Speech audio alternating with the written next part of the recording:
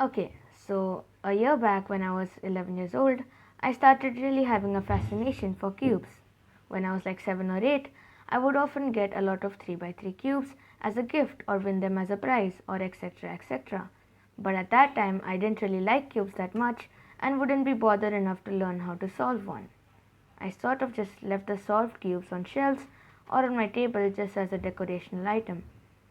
I would sometimes lie on my bed and pick up a cube and just move around some sides, and then I would move them back so I don't jumble it by mistake. Sometimes I just kept repeating a number of moves over and over again to eventually solve it. But sometimes I would get distracted, make a silly mistake, and the whole thing would get jumbled. I would naturally panic and end up jumbling it even more. I would then leave it on the table and just lie there on the bed and just be sad that there would never be a solved cube ever again. But then I get a cube as a gift from someone, and the same process that happened before happens yet again.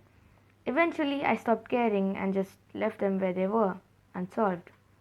But at the age of 9, I started doing something different. If a cube got jumbled, I would move the pieces in a very rough manner until they would pop off. I then would remove the rest of the pieces, then collecting them, I would reassemble the cubes to be solved. Genius, am I right? No, I'm not right, because eventually, because of the repeated breaking and building, they would get so rough and so hard to move that eventually they would be so worn out that they would just break on their own. Like, I didn't even do anything. Like, I would get the cube, I'd place it on the table, and the moment I place it, bada bing, bada boom, it broke into pieces. So, yeah, this method was not really that good. From age 9 to 10, I stopped caring about cubes again. But at the age 11, my mom, after returning from a business trip, brought me a 5 by 5 cube. Like, holy Lord baby Jesus. Like, I'm breaking these 3 by 3 cubes because I don't know how to solve them. And then I get a 5 by 5 cube. Okay, so I looked at it in fascination. Of course, it was huge. Then I did what I always do, lie on the bed, take the cube, make a couple moves, reverse them. But when this cube got jumbled, I didn't break it. No, and I didn't break it because not because it was so hard to break and because it was a 5 by 5 and the pieces were really small and I couldn't break it even if I tried with my small baby hands. No, that's not the reason. The reason was because I wanted to solve this because it looked epic. I wanted to solve this, and that's where it all began. I saw many tutorials on YouTube, wrote down some formulas, and then started solving the cube.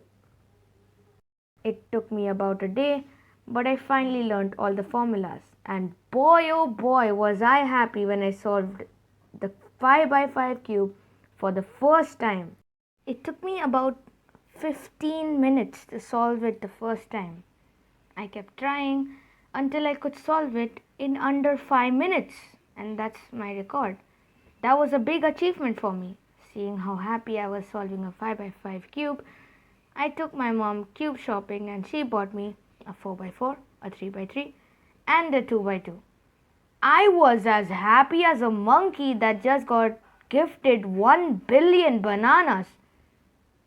Like, I was not on cloud 9, I was on cloud 999.999999. Then, with my 5 by 5 solving abilities, I gave the other cubes a try. And what do you know? I could easily solve a 3 by 3. I had to see some tutorials for the 4 by 4, but it was mostly like the 5 by 5. And the 2 by 2 was, although it looked like the easiest, it was a little hard. But then I tried some of the 5 by 5 formulas, and it only took 2 formulas. Literally, like on the 2 by 2, I tried some formulas, like 2 formulas, and just 2 formulas. It just needed the 5 by 5 formulas, and it was solved. It was really easy. Now, being an 11-year-old, I had to show off my cubing abilities to my school friends, but that's for another video. So thanks for watching this video, and Thanks again for 200 subscribers, it really means a lot. So, yeah, bye.